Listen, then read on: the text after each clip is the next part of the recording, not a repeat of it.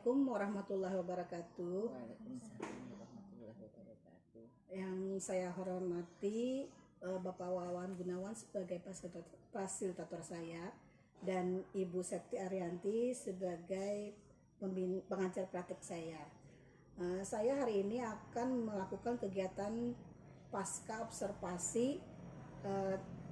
Dokumen kegiatan pasca observasi saya akan sampaikan dan akan wawancara hari ini kepada Ibu Monitor Nisa bagaimana tentang supervisi yang saya lakukan kemarin waktu pada minggu yang lalu ya Bu ya, tentang materi tekanan hidrostatis ya. Nah, dari kegiatan coaching pasca observasi ini mudah-mudahan Nisa bisa kita akan berbincang-bincang, bertukar informasi. Mungkin hari ini ada Ibu Septi mungkin bisa menambahkan apa yang bisa kita tambahkan untuk pembelajaran ke depannya Bu ya. Untuk kemarin kita melakukan pembelajaran berdiferensiasi pada kelas 8. Nah, pada saat itu adakah kendala yang Ibu hadapi waktu pembelajaran kemarin? Ya, ada beberapa kendala yang saya hadapi pada saat kegiatan pembelajaran. Di antaranya itu pada saat mengkondisikan peserta didik untuk berbagi kelompok. Nah, karena mungkin mereka kurang terbiasa. Padahal kan saya di sana menginginkan pembagian kelompok itu secara bervariasi. Iya. Masih ada siswa yang tidak mau dikelompokkan atau bergabung dengan salah satu temannya.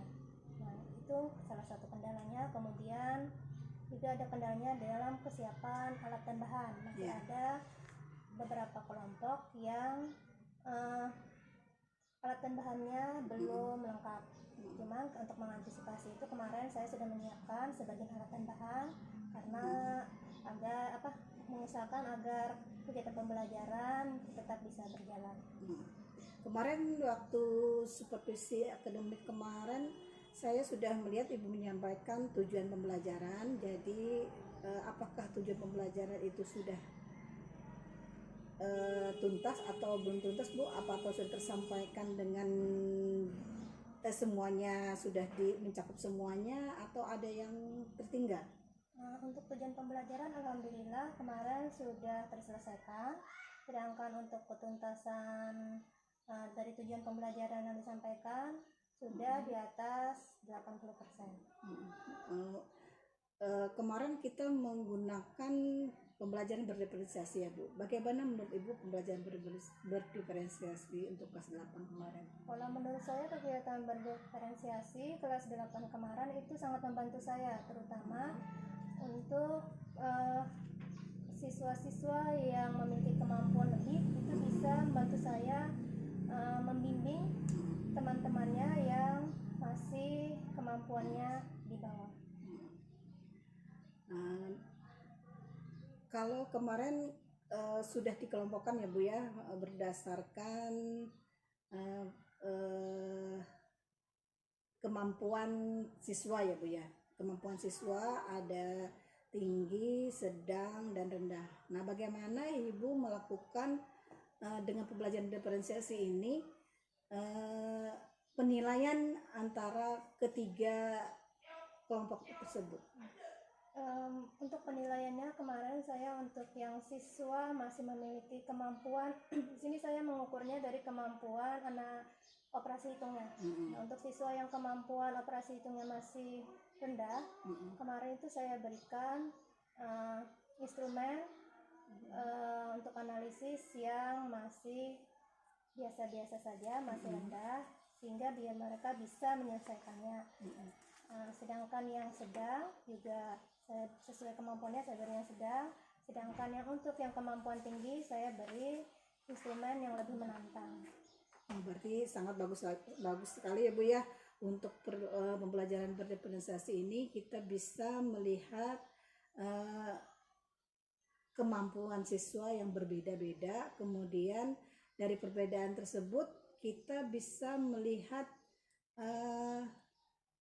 tujuan pembelajaran itu bisa tersampaikan meskipun kemampuan anak berbeda-beda. Jadi mungkin dari semua observasi yang sudah dilakukan dan pasca ini saya berharap mungkin itu sudah sangat bagus. Jadi bisa dilanjutkan lagi untuk ke depannya, mungkin ada tambahan-tambahan yang lain, mungkin ada masukan dari mengajar praktek kita. Saya mungkin Bu bisa ditambahkan tentang pembelajaran berdurasi bagaimana Bu untuk yang akan datang. Terima kasih. Tadi saya sudah mendengarkan perbincangan pasca observasi yang dilakukan oleh Ibu Nurus dengan Ibu Lisa. Nah, tadi bahwa sudah ada konfirmasi dari Ibu Lisa tentang apa yang ditanyakan oleh Ibu Nurus. Jadi sebenarnya itu harus ada persepsi yang sama dalam melaksanakan program pembelajaran sebelum dilaksanakan observasi. Itu yang paling utama. Harus ada kesepakatan nanti mau seperti ini, kemudian nanti waktu berjalan di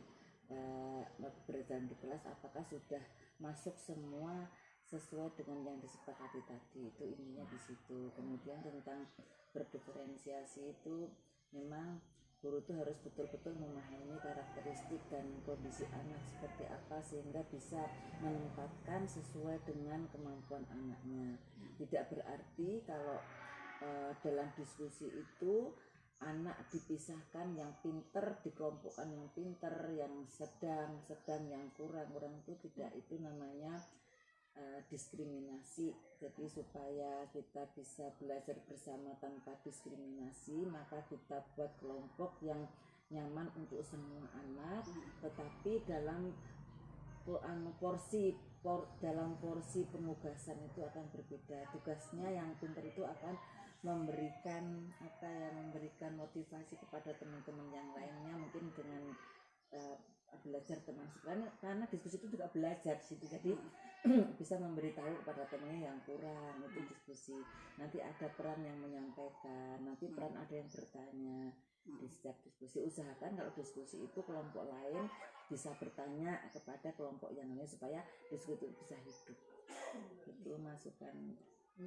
Terima kasih Bu atas masukannya. Demikian tahapan pasca observasi saya dan masukan dari pengajar praktek saya. Mudah-mudahan kami bisa mengembangkan pembelajaran berdiferensiasi ini lebih baik lagi. Assalamualaikum warahmatullahi wabarakatuh.